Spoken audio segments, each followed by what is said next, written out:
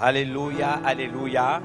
Nous voulons bénir le Seigneur en ce lundi 15 février 2021 où nous poursuivons ensemble le défi que nous relevons de ces 30 jours de jeûne et de prière dans le cadre du mois d'Adar. C'est une institution au sein du Centre Onction Béthanie où nous prions tout le mois de février, début mars, où nous nous recommandons à la grâce de Dieu. Nous prions pour nos nations, nous prions pour nos familles, nous prions pour le ministère, nous prions pour chacune de nos vies. Nous nous engageons à entendre la voix de Dieu et à faire en sorte que tout au long justement de ce mois d'Adar, il nous soit donné, comme je le dis souvent, d'être outillés pour que nous soyons à même de relever les défis qui se présentent devant nous. Nous avons fait le choix de parler cette année avec cette thématique, la dynamique eschatologique dans le temps et l'espace, se faire une idée des événements, des temps de la fin, leur déroulement, mais surtout pourquoi y faire face. Cela donc nous ramène même à une autre réalité dont nous avons déjà parlé. Cette réalité consiste justement à être revêtu d'une mentalité de laboureur. Parce que nous savons que nous avons un deadline et ce deadline, c'est bien sûr l'avènement du Seigneur Jésus-Christ. Je voudrais vraiment que nous célébrons le Seigneur et je me réjouis que celui qui est à la manœuvre avec moi, vous savez que nous sommes dans des restrictions dues à cette pandémie qui affecte le monde, mais l'Église reste la maison de Dieu, colonne et appui de la vérité. L'Église reste, n'est-ce pas, le siège où Dieu trône. L'Église reste, n'est-ce pas, la sphère où Dieu règne, où sa volonté est respectée et accomplie. Et pour quelque raison que ce soit, l'Église ne peut pas être confinée, l'Église ne peut pas être démembrée. Nous pouvons parler, nous pouvons prier, nous avons des cellules de maison, nous avons des églises de maison. Et à travers, bien sûr, les médias, à travers, n'est-ce pas, le fait que nous avons la possibilité de diffuser ces moments, même par la toile, alors nous pensons de tout notre cœur que Dieu nous fait la grâce. Les dimanches, nous nous retrouvons souvent pour nous édifier, donner des orientations et des recommandations qui feront en sorte que tout au long de la semaine, nous puissions savoir ce que nous avons fait. Je vous prie donc, s'il vous plaît, de pouvoir, pendant ces moments, prier. Nous avons un message, nous avons un temps de prière et la prière que nous faisons va dans l'orientation du message qui a été donné parce que nous poursuivons un objectif et nous poursuivons un but. Avec donc le pasteur Gaël, je voudrais que nous puissions glorifier le Seigneur en ce petit instant en disant « Je me confie en toi ». Je me confie en toi.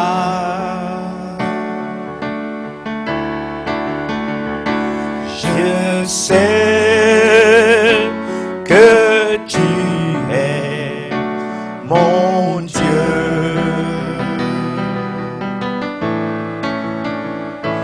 Mon avenir est dans ta sûre main. Oui, dans ta sûre main. Je te bénis, Seigneur, ce matin. Je te bénis, Seigneur. Tu es mon puissant sauveur. Tu es mon puissant sauveur. Oui, ton amour pour moi. Oui, ton amour pour moi durera toujours. Pour moi durera toujours. Oui, ton amour pour moi durera toujours. Oui, ton amour pour moi durera toujours.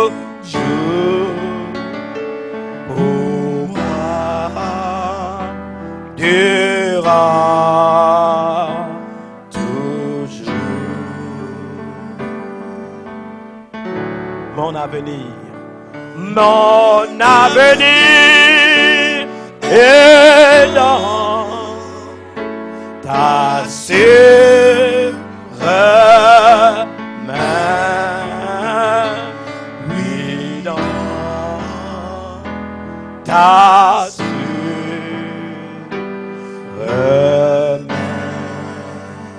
Alléluia. Illumine les yeux de notre cœur, qu'il nous soit donné de connaître quelle est l'espérance qui s'attache à notre appel, quelle est la gloire de ton héritage qui nous a été réservée et quelle est, envers nous qui croyons, l'infinie grandeur de ta puissance, la même que tu as utilisée pour ressusciter Jésus-Christ d'entre les morts. Parle-nous, Seigneur, tes serviteurs et tes servantes t'écoutent. Telle est notre prière en ton nom, Jésus. Amen. Nous parlons donc de la dynamique historique, la dynamique eschatologique dans le temps, dans l'espace. Nous développons un certain nombre de choses tout au long de ce séminaire, n'est-ce pas, qui est organisé dans le cadre du mois de prière. Nous parlons également de nous faire une idée des événements des temps de la fin, leur déroulement, mais surtout, j'insiste sur et pourquoi y faire face. Tout le reste, vous l'aurez dans cet ouvrage, n'est-ce pas, que vous aurez, par la grâce de Dieu, avant la fin du mois d'Adar et dans les formations qui seront données pour les formateurs dans le cadre de notre faculté de théologie au niveau donc de Bereshit. Je voudrais ici insister et rappeler à chacun d'entre vous quelque chose de très important. Nous avons déjà développé un certain nombre de choses et aujourd'hui, je vais insister sur un sous-thème après avoir parlé du mystère de la mort. Vous savez que nous avons voulu en avoir une compréhension certaine. Je ne reviendrai pas là-dessus, étant entendu qu'on en a parlé avec force et détail. Mais ce que je voudrais dire ici, en insistant sur cette question, c'est l'eschatologie, c'est l'étude. Eschatos, n'est-ce pas? Logie, c'est l'étude qui parle, n'est-ce pas, de la fin ultime de l'homme, du sort final de l'homme, de l'existence telle que nous la vivons et de la fin du monde. Donc, il était tout à fait normal, en parlant des mystères de la mort, d'autant plus que au moment où je vous parle, nous en sommes affectés dans notre communauté, nous sommes affectés dans nos familles. Il nous fallait avoir une compréhension. À partir du moment où l'homme meurt, nous savons que quelque part, c'est la fin pour lui dans son existence terrestre. Donc ça, c'est un mystère qui est d'ordre eschatologique. Il fallait en parler parce que c'était littéralement lié, n'est-ce pas, à la fin de l'existence ou de la vie de quelqu'un sur cette terre. Permettez-moi de vous dire aujourd'hui que je voudrais ici relever un autre aspect parce que j'ai choisi, au-delà de tout ce qui va dire le déroulement des événements de la fin du temps, la fin du monde, les phénomènes, on va dire, apocalyptiques, j'en parle dans l'ouvrage, mais ici, c'est surtout comment y faire face qui m'intéresse parce que nous sommes dans des temps fâcheux et j'ai voulu, pendant le séminaire, beaucoup plus m'apaisantir sur les aspects qui nous concernent, comment pendant ces temps y faire face. Ce lundi, je voudrais vous dire, nous ne devons pas être terriens au point de n'espérer qu'en cette vie.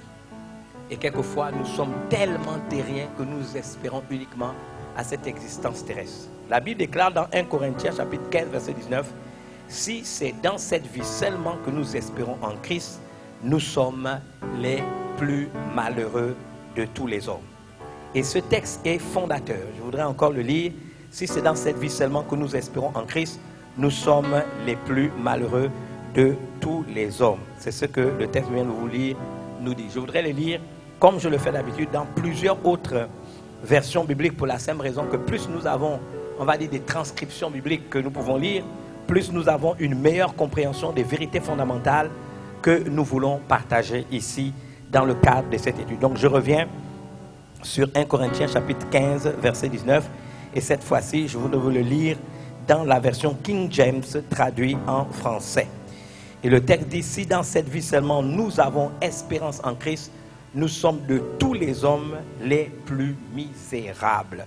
J'aimerais que vous reteniez ce qui vient d'être dit. La version Darby, qui est souvent très proche des textes gréco-bibliques, nous dit ce qui suit, si pour cette vie seulement nous avons espérance en Christ, nous sommes plus misérables que tous les hommes. La version Osterwald nous dit, si nous avons d'espérance en Christ, que pour cette vie seulement, nous sommes les plus misérables de tous les hommes. La version Chouraki, qui est une version hébraïque, n'est-ce pas, mais traduite quand même, si dans cette vie, nous avons espéré le Messie, nous sommes seulement les plus pitoyables des hommes, et c'est ce que la version Chouraki, n'est-ce pas, nous dit. La Bible Sommer nous dit la chose de la manière suivante, si c'est seulement pour la vie présente que nous avons mis notre espérance en Christ, nous sommes les plus à plaindre, n'est-ce pas, des hommes.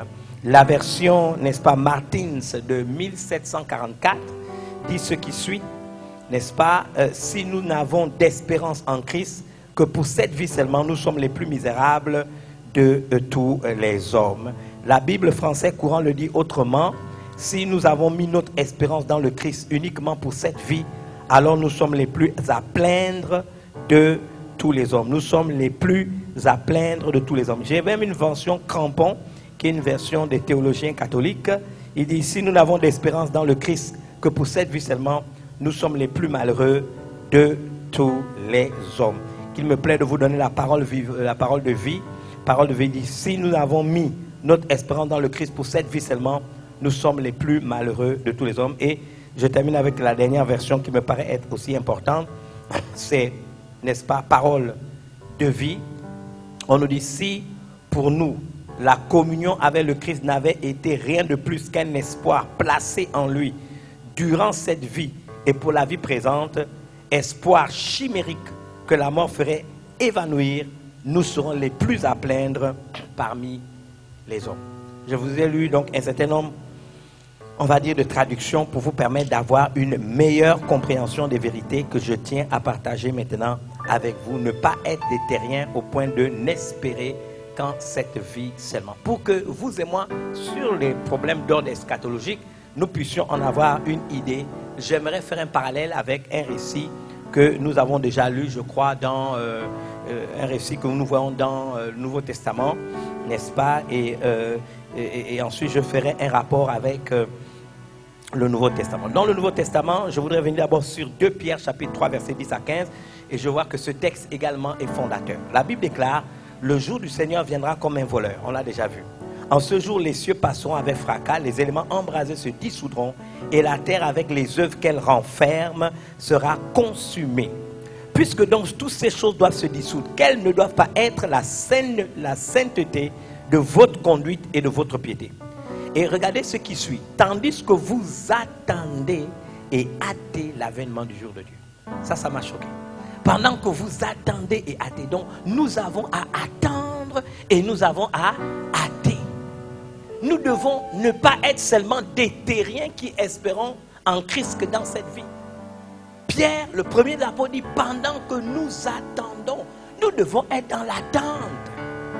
Pendant que nous attendons, la Bible dit pendant que vous attendez et hâtez l'avènement. On a vu que le mot avènement c'est parousia. Nous devons l'attendre et nous devons l'hâter. C'est une chose extraordinaire que ce texte. À cause, la Bible nous dit, duquel les cieux enflammés se dissoudront et les éléments embrasés se fondront. Mais nous attendons selon la promesse de Dieu de nouveaux cieux et une nouvelle terre où la justice habitera. C'est pourquoi, bien-aimés, en attendant ces choses, parce que nous sommes dans l'attente, il dit, appliquez-vous à être trouvés par lui. En attendant, je suis dans l'attente. Il dit, attendez et hâtez l'avènement de Dieu, à cause duquel les cieux enflammés se dissoudront, les éléments embrasés se fondront. Mais nous attendons, selon sa promesse, de nouveaux cieux et une nouvelle terre, où la justice habitera. Mais il dit, c'est pourquoi, bien-aimés, en attendant ces choses, est-ce que vous êtes dans l'attente? Qu'est-ce qu'on fait? Appliquez-vous à être trouvés par lui, sans tache et irrépréhensible, dans la paix. Et croyez que la patience de notre Seigneur est votre salut, comme notre bien-aimé frère Paul vous l'a aussi écrit, selon la sagesse qui lui a été donnée. Attendez et hâtez. C'est extraordinaire. Vous savez, j'ai été fortement édifié quand j'ai lu ce texte. Parce que le jour du Seigneur vient comme un voleur, nous avons la mission d'attendre et de hâter la parousia. Comment attendons-nous la parousia? Nous attendons l'avènement du Seigneur. De quelle manière? En nous appliquant. C'est ce que le texte nous dit. À être trouvé par Jésus, sans tache et irréprochable dans la paix. Pas seulement sans tache, pas seulement irréprochable, mais dans la paix. Ces trois composantes sont importantes. Il faut être trouvé sans tache, il faut être trouvé irréprochable, mais dans la paix. Il vient chercher une église comment? Glorieuse, sans tache, ni ride, ni rien de semblable, mais sainte et irrépréhensible. être trouvé, n'est-ce pas, sans tâche. Donc il dit, appliquez-vous. C'est notre responsabilité de nous y appliquer. C'est notre responsabilité de nous y appliquer. Et dans 2 Pierre 3, dont je parle, j'aimerais revenir sur un certain nombre de mots. Il dit, appliquez-vous. C'est donc un travail. Ce n'est pas un jeu. Appliquez-vous. Il y a beaucoup de gens qui ne passent pas le temps à s'appliquer, à faire qu'il en soit ainsi. Il dit, appliquez-vous. Dans 1 Pierre 3, je vais le lire dans la parole de vie, on nous dit, celui qui veut jouir de la vie et connaît les jours heureux doit refréner. J'ai dit 1 Pierre 3, chapitre 3, on a lu à partir de quel verset? Permettez-moi de me rappeler, nous avons lu ça dans 2 Pierre, je n'ai pas dit 1 Pierre, c'est 2 Pierre. Hein? Si je me suis trompé, c'est 2 Pierre chapitre 3 à partir du verset 10. Et donc, c'est important. Appliquez-vous à être trouvé d'une certaine manière, sans tâche. Dans la version parole vivante, je voudrais vous le relire parce que j'aime les différentes versions, mais le jour du Seigneur viendra. Il viendra de façon aussi soudaine et inattendue qu'un voleur. En ce jour-là, les cieux exploseront avec un fracas terrifiant. Les éléments embrasés se désintégreront dans une déflagration universelle et la terre périra dans cet incendie avec tout ce qu'elle renferme. Puisque ces univers doivent être ainsi détruits, combien devez-vous vous efforcer à rester attaché à Dieu? C'est ce que veut dire appliquez-vous. S'efforcer d'être attaché à Dieu. C'est ce qu'on nous demande. Combien devez-vous vous efforcer de rester attaché à Dieu et de mener une vie qui lui soit entièrement consacrée? Il dit, vivez dans l'attente de l'avènement du jour de Dieu et en même temps travaillez pour en hâter sa venue. My God! Si nous réfléchissons sur ce qui vient dire, vivez dans l'attente de l'avènement du jour de Dieu. Au moment où je dois vivre dans l'attente de l'avènement du jour de Dieu et en même temps travailler pour hâter la venue, sa venue. Ce jour-là, il est vrai, les cieux embrasés se dissoudront et les éléments en feu se liquéfieront. Mais nous attendons ce que Dieu a promis, de nouveaux cieux et une nouvelle terre où la justice habitera. C'est pourquoi, mes bien-aimés, vivez dans cette perspective. Attendez la réalisation de ces promesses. Faites tous vos efforts pour que Dieu vous trouve pur et irréprochable dans la sérénité et la paix avec lui. Dans la sérénité et la paix. Donc il n'y a pas simplement le fait d'être pur et irréprochable, mais dans la sérénité et la paix avec lui. Rappelez-vous que si le Seigneur est patient, s'il diffère son avènement, c'est en vue du salut des hommes. Il ne tarde pas parce qu'il ne peut pas venir maintenant, parce qu'il veut que les hommes soient sauvés. Il veut que tous les hommes soient sauvés et parviennent à la connaissance de la vérité. Ce qui est le plus important pour nous, c'est le terme appliquez-vous. Appliquez-vous. C'est important que vous et moi, nous puissions le faire. Nous appliquer, nous efforcer à vivre dans cette attente. Vous savez, le mot appliquez-vous, pour ceux qui font des cours avec moi en grec biblique, c'est spoudazo. Et c'est important. Appliquez-vous. Appliquez-vous à être trouvé par lui sans tâche. Nous devons nous appliquer. Ce n'est pas un jeu, c'est s'efforcer, c'est tâcher, c'est faire diligence, le faire avec soin, s'efforcer avec ardeur. C'est véritablement s'appliquer à le faire. Appliquez-vous à être trouvé sans tâche, irréprochable, mais également dans la sérénité, c'est-à-dire dans la paix. On nous dit donc, n'est-ce pas, d'attendre et de hâter la venue de notre Seigneur Jésus-Christ. C'est extraordinaire. Vous et moi, nous devons attendre. Tandis que vous attendez, c'est ce que la Bible dit, et que vous hâtez. Dans cette notion d'attendre, beaucoup de gens savent que c'est prostakao, n'est-ce pas? C'est attendre, chercher à attendre. Que ce soit en pensée, en espérance ou en crainte. C'est ce que ça veut dire. Attendez et hâter c'est également accélérer, désirer sérieusement, sincèrement, n'est-ce pas? On le désire avec sincérité de cœur. On attend, n'est-ce pas, speudo, n'est-ce pas, son retour, son avènement. Il dit, attendez et hâtez.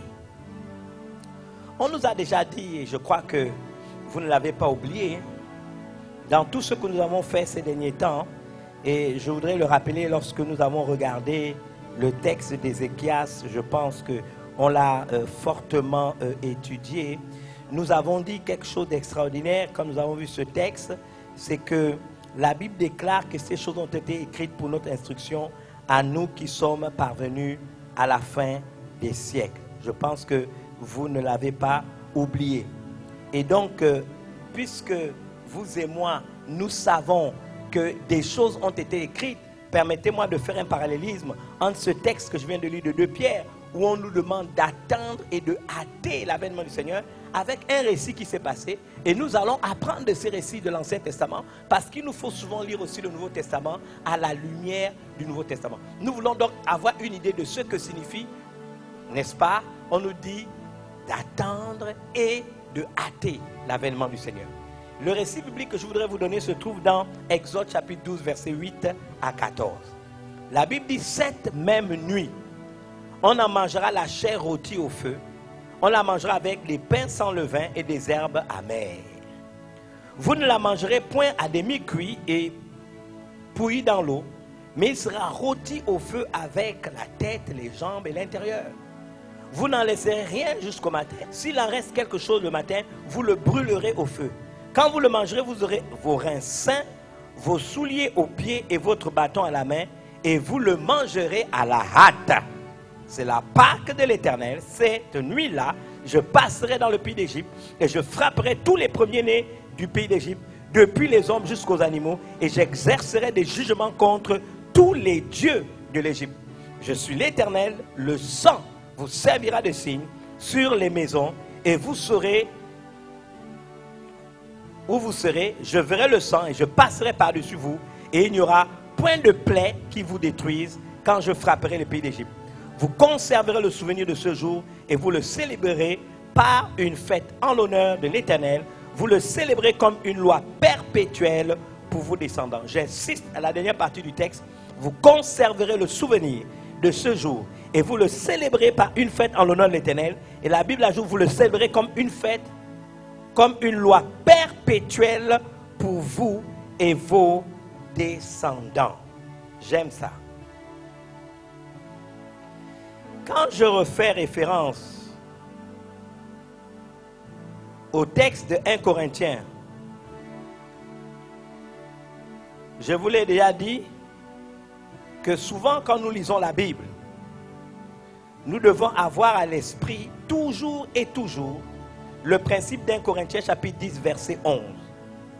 Je le lis à dessein parce que la répétition a toujours une vertu pédagogique. Ces choses leur sont arrivées pour servir d'exemple, c'est ce que la Bible dit. Donc on doit s'inspirer de ça. Elles ont été écrites pour notre instruction. On doit donc apprendre de la situation à nous qui sommes parvenus à la fin des siècles. Donc ce texte a une portée, on va dire encore eschatologique, puisque la notion de fin des siècles est bien évidemment inscrite dans ce texte. Pourquoi je fais référence à Exode 12, 8 à 14? Vous devez savoir que la dernière nuit que le peuple d'Israël a passée en Égypte, des recommandations ont été données au peuple de Dieu.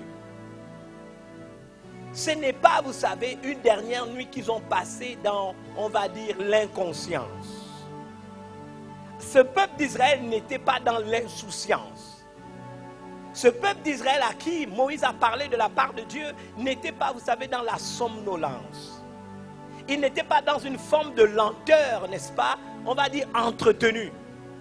Ils avaient souffert 430 ans en Égypte. Nous savons que dans la symbolique biblique, l'Égypte représente le monde. C'est le monde dans sa perversion la plus élevée.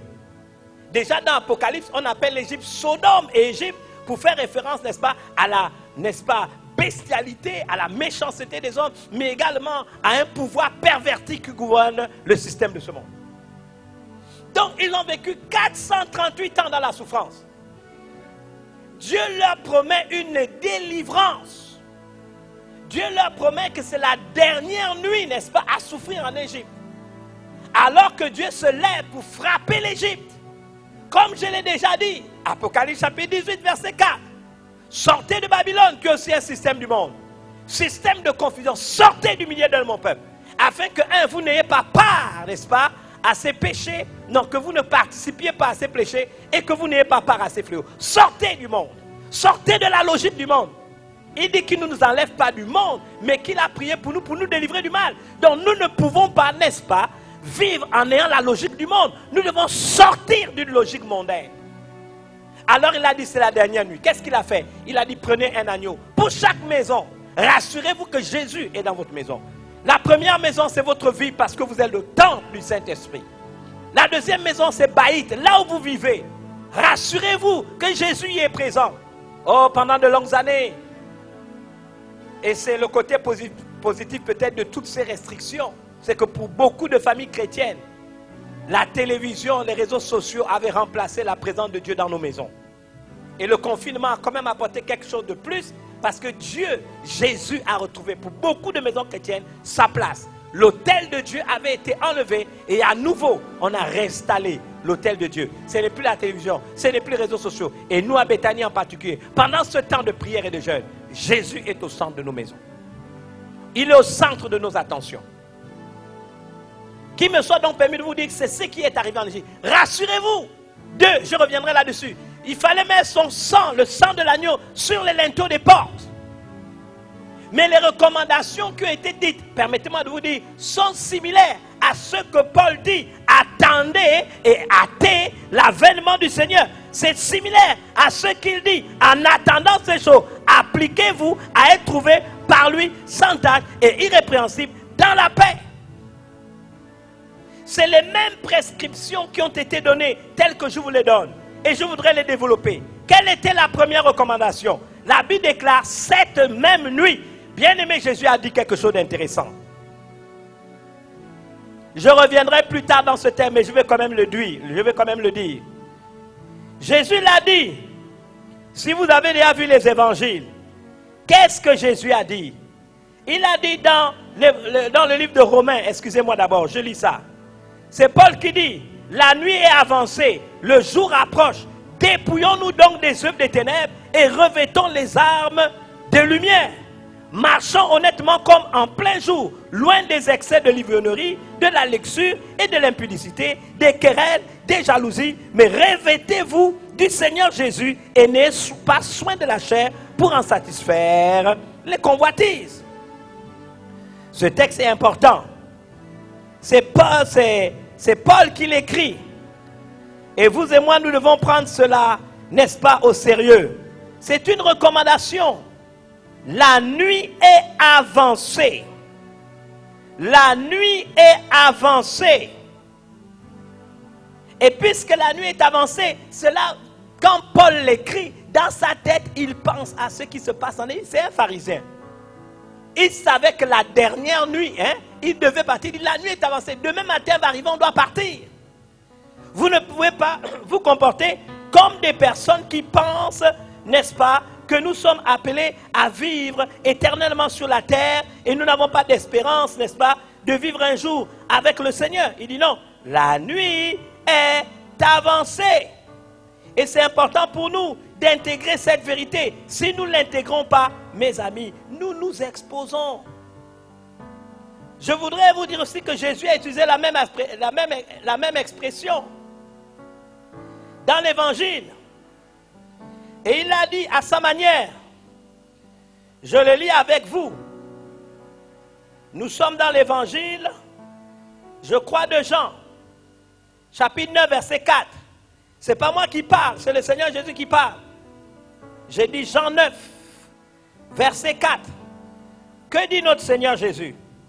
Il dit de manière claire, il faut que je fasse tandis qu'il est jour les œuvres de celui qui m'a envoyé. Et il a ajouté, la nuit vient où personne ne peut travailler. La nuit vient où personne ne peut travailler.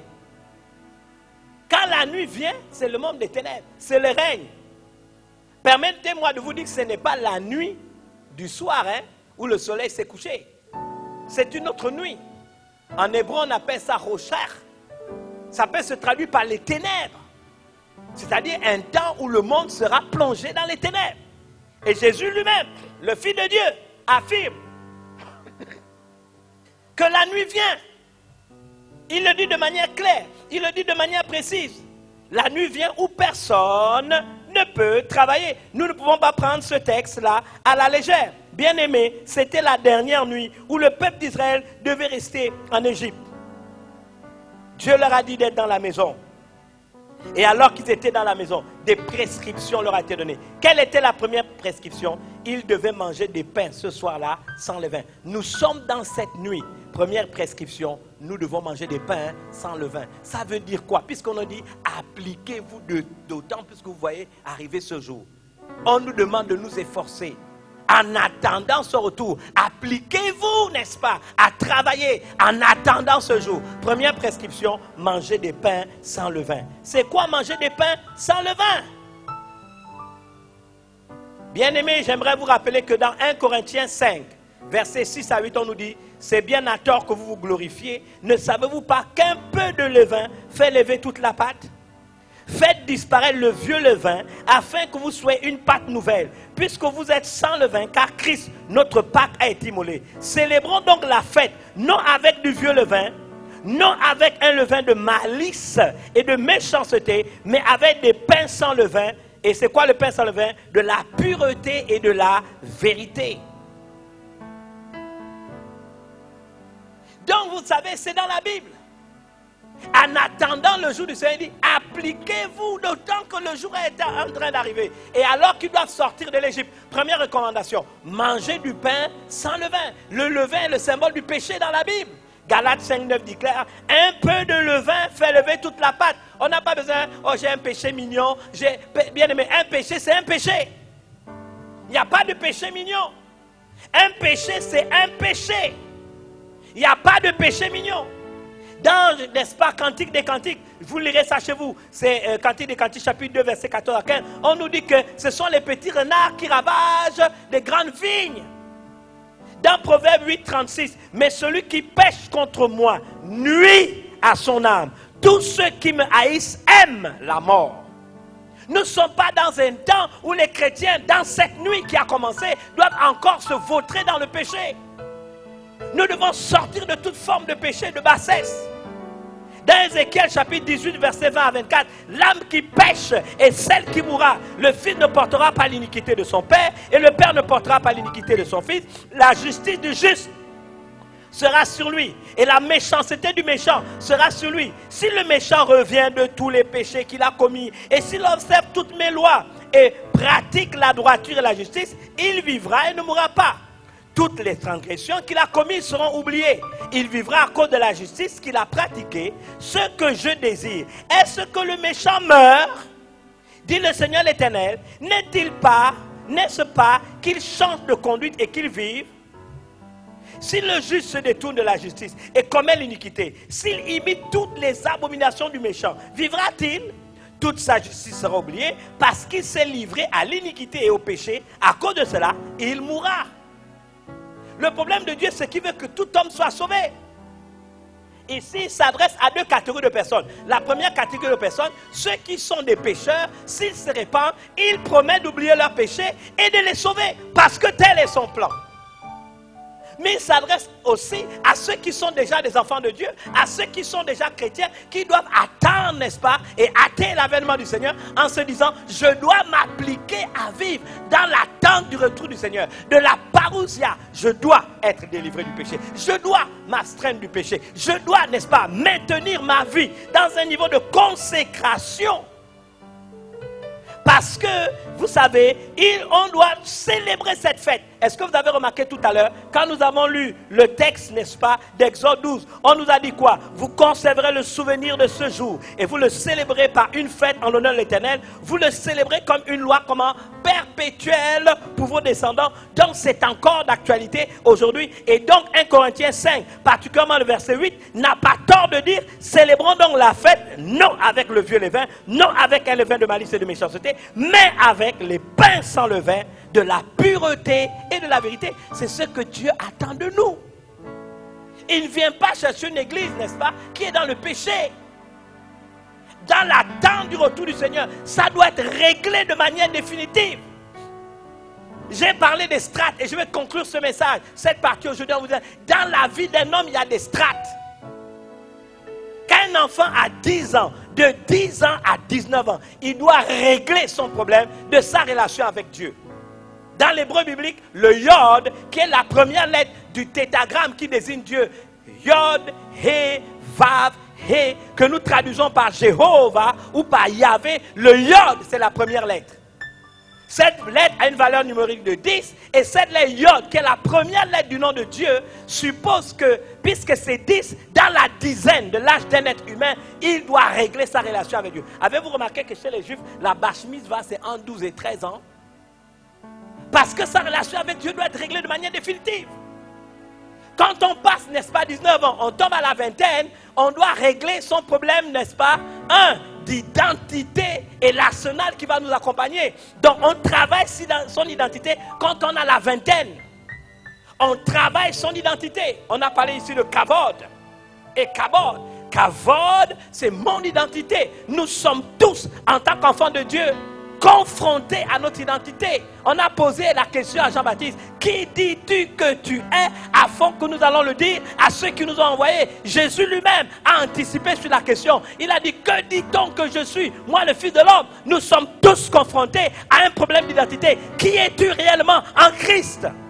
C'est dans la vingtaine de ton âge, au plus tard jusqu'à 29 ans, que cette histoire doit être réglée.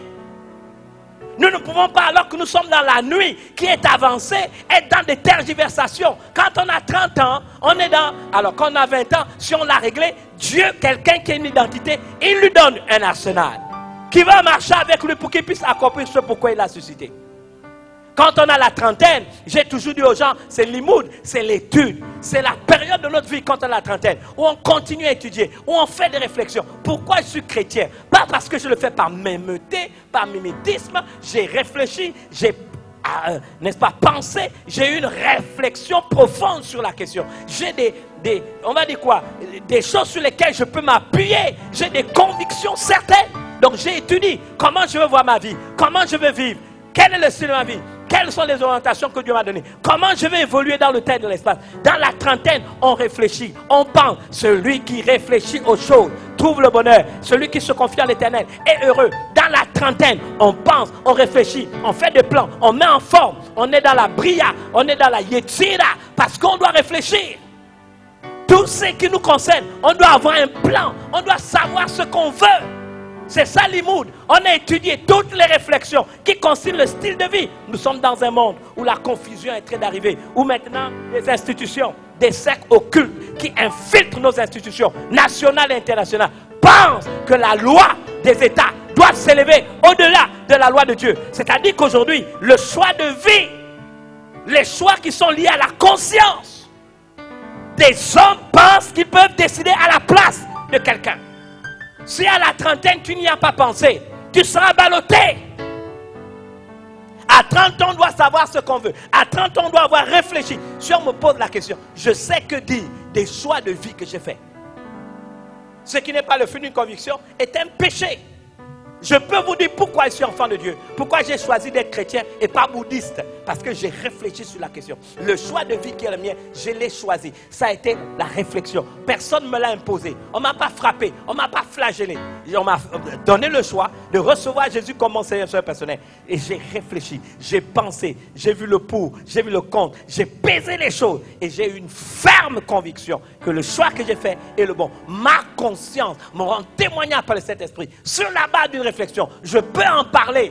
Et si j'affirme ici qu'aucun État, aucun homme n'a le droit de s'élever et penser qu'il peut s'élever au-dessus de Dieu pour imposer aux hommes des choix de vie, particulièrement des choix de conscience. Faites attention.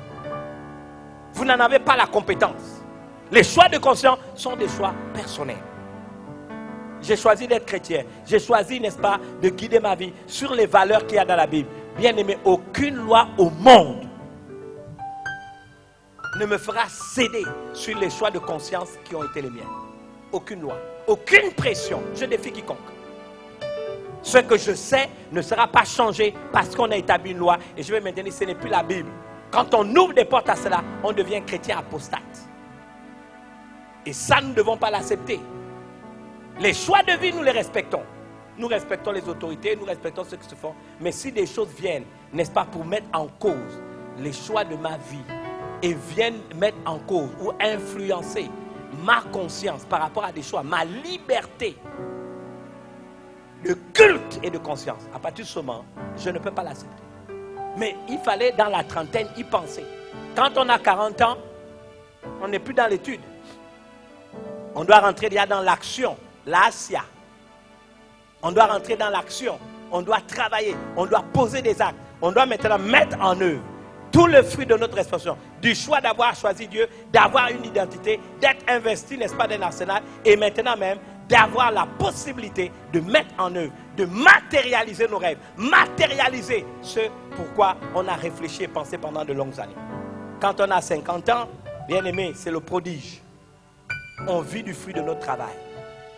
Quand on a 60 ans, mec, on commence à partager notre expérience à ceux qui sont derrière nous. Parce que l'expérience est tout simplement l'observation des faits dans la durée, des expériences qu'on a faites. On devient maître. On peut maintenant donner notre expérience, communiquer nos expériences aux autres. Quand on a 70 et 80 ans, c'est la même chose. On est expérimenté. Alléluia. Et je peux en parler. J'espère pouvoir en parler prochainement. C'est la raison pour laquelle c'est important. C'est important d'y penser. C'est important de réfléchir. La première chose, ne pas manger des pains, n'est-ce pas, avec du levain. Il dit clairement, pas de pain, c'est du pain sans levain qu'on doit manger. Si nous laissons le levain, c'est le péché. Nous n'avons pas le droit de le faire. Nous n'avons pas le droit de le faire. J'insiste là-dessus. Donc, si on nous demande d'attendre et d'attendre l'avènement du Seigneur, de nous appliquer en attendant ce jour, gardez à l'esprit que nous avons à refuser le péché dans toutes ses formes. Nous pouvons avoir péché, nous avons fauté. La Bible dit tous sont péchés, sont privés de la gloire de Dieu. Nous sommes des êtres humains frêles, faibles. Ayons le courage d'aller vers le Seigneur. Mettons-nous à genoux. La Bible dit celui qui confesse ses péchés les laisse obtient miséricorde. La Bible déclare que si nous confessons nos péchés, il est fidèle et juste de nous les pardonner. Il nous purifie de toute iniquité. Le sang de Jésus est assez puissant pour nous laver. Et à nouveau, nous avons accès dans sa présence. Pendant que nous attendons et attendons sa venue, mettons-nous devant lui. Reconnaissons que nous avons fait des fautes. Peut-être c'est le moment pour vous et moi de prier pour demander pardon, Seigneur. Là où vous êtes, mettez-vous à genoux avec moi et demandons pardon, Seigneur. Demandons-lui si nous avons fait des fautes. Demandons-lui de nous pardonner.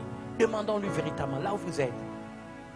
Chacun peut se tenir devant Dieu et lui dire, Seigneur, j'ai péché. Seigneur, j'ai péché. Nous sommes dans l'attente de ton retour. Mais la vie que j'ai menée, les erreurs que j'ai commises, les péchés que j'ai commis, les fautes, le manque de pardon. Seigneur, on m'a dit que je peux mourir à n'importe quel moment. Ce serait une parousia mineure, mais inattendue, de manière inattendue. Tu peux venir me chercher. De manière inattendue, ton avènement peut se manifester. Mais dans l'état où je suis, Seigneur, je ne peux pas aller comme je suis. Pardonne-moi. Aide-moi, Seigneur, lave-moi par ton sang. Purifie-moi. Oui, je veux reconnaître que dans cette situation, je n'ai pas pardonné. Dans cette situation, j'ai de la haine. Dans cette situation, j'ai des frustrations. Seigneur, j'ai entretenu des griefs contre des personnes. Seigneur, aide-moi. Seigneur, j'ai fauté. C'est moi qui me suis trompé. C'est moi qui ai menti. C'est moi qui ai raconté des histoires. C'est moi qui me suis rébellé. Seigneur, j'en appelle aux entrailles de ta miséricorde. J'en appelle à ton sang. Seigneur, je me suis trompé. Dans cette affaire, Seigneur, c'est moi qui ai été colérique. C'est moi qui me suis fâché. C'est moi qui ai menti. C'est moi qui ai raconté l'histoire. C'est moi qui ai fait un faux témoignage. C'est moi, Seigneur, je suis à l'origine des fautes. Seigneur, de cette situation conflictuelle dans la famille, dans la maison, dans le foyer, dans le couple. Seigneur, dans l'église, je me tiens devant toi. Je te demande pardon. Seigneur, je viens devant toi. Tu as promis, dans cette attente, tu ne veux pas que je mange du pain sans levain. Seigneur, j'ai des péchés mignons. je les appelle péchés mignons. Je suis peut-être gourmand, menteur. Seigneur, j'essaie toujours de me justifier. J'ai cette mauvaise tendance, Seigneur Jésus, à accuser les autres, à mettre mes fautes sur le dos des autres. Seigneur, je suis un rebelle. Je ne respecte aucun ordre. Je ne respecte aucune autorité. Je ne respecte ni dans la maison, ni dans le foyer, ni dans l'église, ni dans la nation. Seigneur, je suis un rebelle. Seigneur, je prête ma bouche à toutes sortes de choses. Seigneur, tu as dit, Seigneur, que tu souhaites que je vive tranquille en m'occupant de mes propres affaires. Mais Seigneur, je suis toujours ouvert à ce qui est dit, distrait, Seigneur, baladé à tout vent de doctrine, de situation. Je ne suis pas stable, je suis un être instable. Je te demande de me faire grâce. Je m'agenouille devant toi pour te demander de me pardonner, de me laver de mes péchés. Seigneur, pardonne-moi.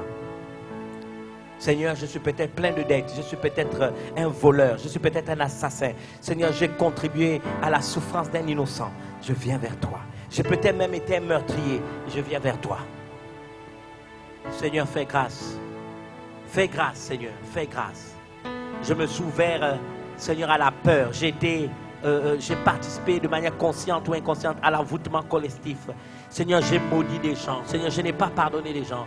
Seigneur, j'ai usurpé la position qui est la mienne aujourd'hui. J'ai menti sur la voie de lui. Seigneur, je n'ai pas été honnête. Seigneur, toi qui sondes les cœurs et les reins, je viens vers toi et je te demande pardon. J'en appelle à la puissance de ton sang pour me laver de tous mes péchés. Seigneur, je voudrais à nouveau m'avancer avec assurance devant le trône de la grâce en ayant pleinement conscience que le sang de Jésus parle mieux que celui d'Abel. Seigneur, exerce les entrailles de ta miséricorde. Pardonne-moi pour qu'à nouveau je puisse m'avancer devant toi. Merci Seigneur parce que je crois par la foi que si je confesse mes péchés, j'obtiens miséricorde.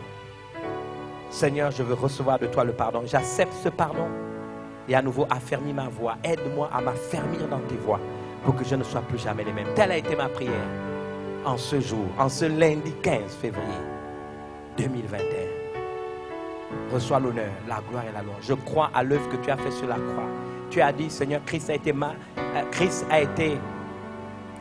j'ai été, Seigneur, libéré du péché. Seigneur, c'est toi qui es mort sur la croix. La Bible déclare dans Galates, chapitre 3, verset 13, Christ m'a racheté de la malédiction de la loi, étant devenu malédiction pour moi, car il est écrit, maudit et quiconque est pendu au bois. Le châtiment qui me donne la paix est tombé sur toi, et par des meurtrissures, je suis censé avoir été pardonné de mes péchés, guéri de tous mes péchés, maladies et infirmités.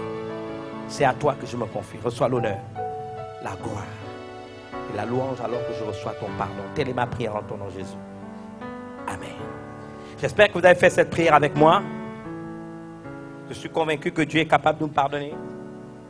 Retenez de tout ce qui a été dit que nous n'avons pas à manger du pain avec du levain. C'est du pain sans levain, détachant le péché sous toutes ses formes, alors que nous sommes dans l'attente du retour de notre Seigneur Jésus. Soyez bénis et à demain, tout en ayant conscience que le regard de Dieu est sur vous. Shalom.